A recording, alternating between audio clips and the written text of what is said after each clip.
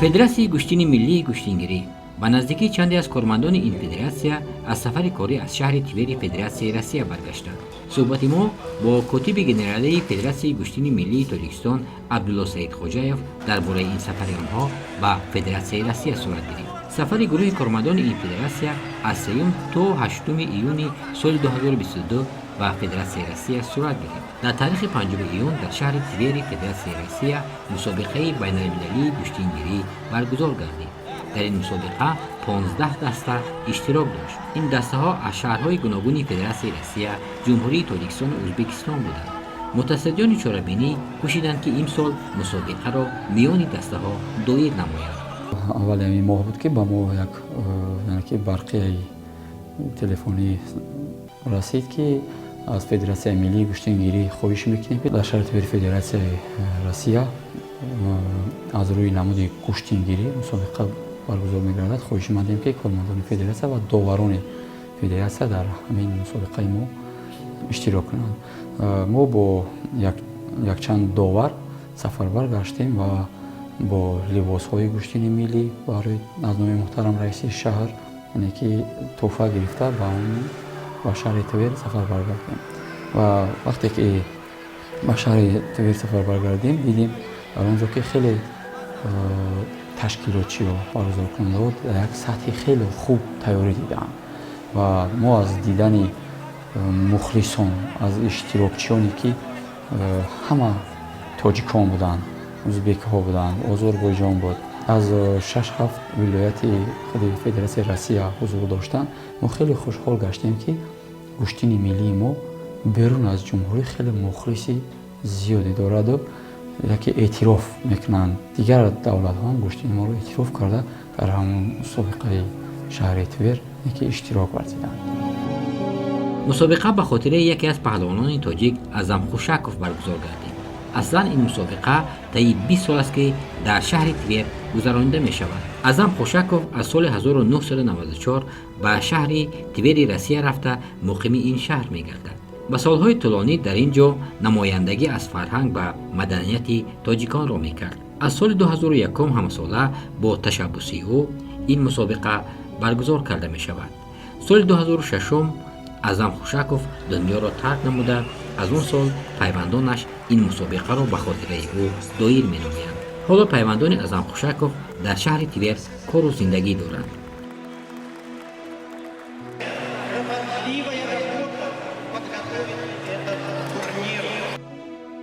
مبارکشاه ایدروف همچون نماینده فدراسیای گوشتین ملی تاجیکستان در این مسابقه اشتراک داشت. به گفته وی این مسابقه هرچند طی 20 سال باز برگزار می شود اما بار اول با قاعده های نوی گوشتین ملی تاجیکی و لباس ملی گوشتینگیری برگزار شد که باعث افتخار و سرفرازی ما گردید. مسابقه در شهر تیور بگوییم که در سطح بلند برگزار گردید. در طولی که ما وارد شدیم تقریبا 1.5-2 هزار مخلصان گوشتین ملی از سراسر فدراسیای روسیه در آنجا شرکت ورزیده بودند. به نهایت مسابقه با شکوه در سطح بلند گذشت و آنها نیز در آخر چهاربینی به ما به نهایت اظهار سپاس به خود کارگران فدراسیه، به رئیس فدراسیای گوشتینگیری، به همه آن نفرانی که گوشتین ملی را تا این سطح آورده رسانیدند به همه آنها منتداری به نهایت اظهار داشتم. بله.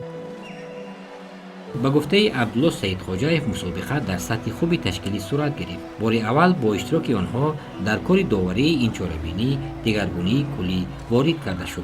قبل از این مسابقه یک سمیناری مخصوص گذرانده شد که در آن قاعده های نوی گوشتین ملی به داوران که در رفت این چهاربینی اشتراک میکردند فهمانیده شد.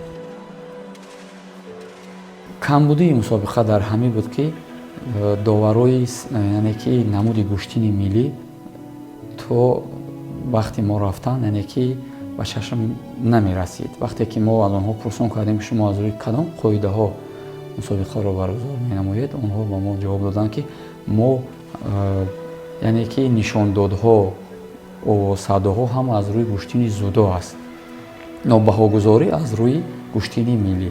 وقتی که ما با آنها قاعده های نوی گوشتینگیری را آموزاندیم و نشان دادهای گوشتین ملی را با آنها که آموزاندیم طول 8 ساعت ما семинари гӯштингирӣ баргузор кардем.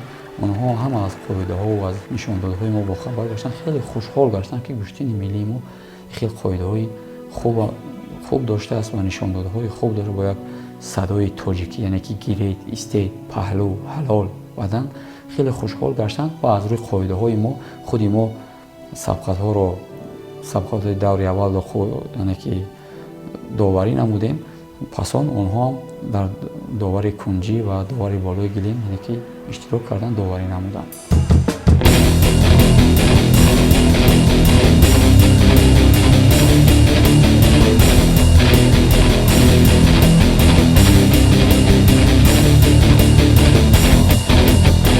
албатта ки онҳо мегуфтанд то ин дам мо мусобиқаҳои гӯштини миллиро бо гӯштини зудои яъне япония омехта мекардем. ҳамаи балҳое ки буданд, ҳамаи холҳое ки буданд, ҳамаи ҳамун намолавҳае ки онҳо истифода мебурданд аз гӯштини зудо буд. ва бори аввал мо намолавҳаи гӯштингириро дар он ҷо ба истифода додем ва онҳо ҳам бениҳоят хурсанд шуданд, бениҳоят тааҷҷуб карданд ва якчанд хатогӯиҳои кӯчак ҳам буд, лекин бартараф шуданд. аз миёни паҳлавонони гуногуне ки дар ин чорабинӣ иштирок доштанд, ҷоизадорони мусобиқаҳои байналмилалӣ, чемпионҳои ҷаҳон аз намуди самбо ва гӯштини зудо ва дигар намудҳои гӯштин иштирок доштанд.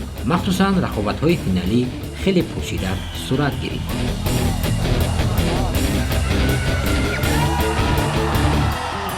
дастаҳоам хеле дастаҳои яъне ки пурқувват буданд. дар гӯштини мо ба мисли Антон Брач, паҳлавони шинохтаи ҷаҳон Антон Брачев, Заян Хайтек, қаҳрамонҳои ҷаҳони яъне ки гӯштини самбо ва гӯштини зудо дар гӯштини мо рақобат карданд ки ин мусобиқа аз рӯи даставӣ яъне ки иштирок кардан ба мо як чизи фаромӯшнашаванда буд.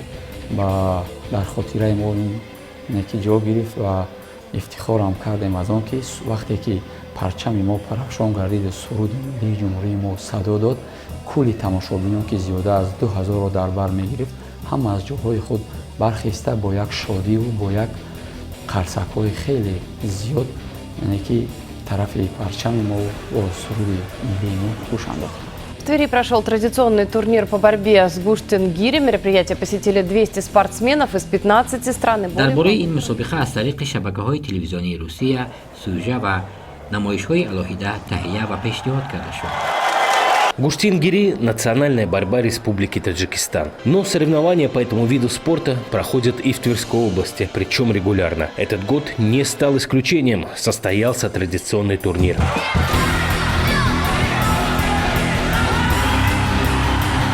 аз рӯи қоидаҳои гӯштини миллӣ бори аввал аст ки берун аз ҷумҳурӣ гӯштини миллии мо баргузор мекарданд. вақте ки дар вохӯриҳои ниҳоӣ кулли иштирокчиёни ҳам дастаи шаҳри Москва, ҳам дастаи шаҳри Подольск бо вақте ки бо либосҳои тақдим намудаи муҳтарам раиси шаҳри Душанбе ба майдон баромаданд, барои мо як ифтихор буд ки дар либосҳои гӯштини миллӣ рамзи яъне ки парчам дида мешид. мо аз ин хеле ифтихор кардем ва хеле шод шудем ки гӯштини миллии мо берун аз ҷумҳурӣ аллакай мухлиси худро дорад. бо либосҳое ки яъне ки либоси гӯштини миллӣ муаррифкунандаи давлату миллат мебошад ки яъне ки як либос бо рамзи парчам ва кулли иштирокчиёни яъне ки вохӯриҳои ниҳоӣ тақдим карда шуд. онҳо сабқатҳоро бо либоси миллӣ яъне ки ба анҷом расониданд ва ҳамон либосҳо ба худи финалистон яъне ки вохӯриҳои ниҳоӣ ва ҳар як варзишгар тақдим гардид.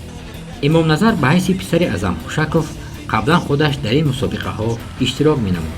ҳоло бошад ба ҳайси ташкилотчии ин чорабинӣ саҳмгузорӣ менамояд. мусоҳибаи мо бо писари ӯ Имомназар Хушаков тариқи телефон сурат гирифт. Финальные схватки прошли именно в национальной одежде, в национальном кимоно таджикском. Я думаю, в дальнейшем, если все будет очень хорошо, мы будем плотно сотрудничать, мы этот турнир, на более высокий уровень проведем. Конечно, не без помощи федерации, потому что большая роль у них тоже заключается.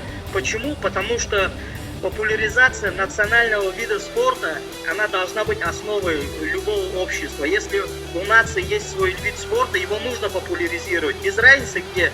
Если мы видим, что, допустим, таджиков в России проживает очень много, а почему бы нет, да, в России тоже распространить этот вид спорта?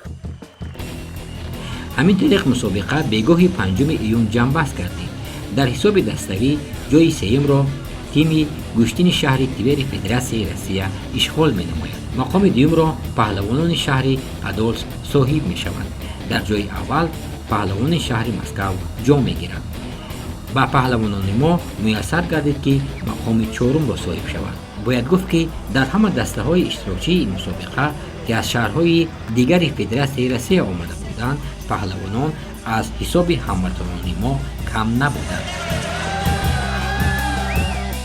дастаи ҷумҳурии Тоҷикистон аз дастаи шаҳри Твер яъне ки мағлуб гардид ба хотире ки лад бардоштанд, 1-2 нафар варзишгари дастаи мо лад бардоштанд, иштирок карда ки натавонистанд, ҷои сеюм насиби дастаи шаҳри Твер гардид. дар дастаи Москва 1 нафар тоҷик буд, дар вазни 70 килограмм озмоӣ намуд.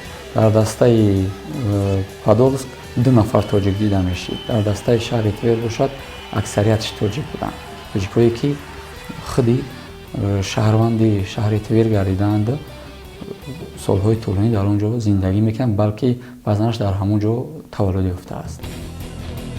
ҳоло Абдулло Саидхоҷаев бо ҳамроҳии гурӯҳи кормандон аз Федератсияи гӯштини миллӣ ба як мусобиқаи дигари ҷумҳуриявии гӯштингирӣ омодагӣ гирифта истодаанд.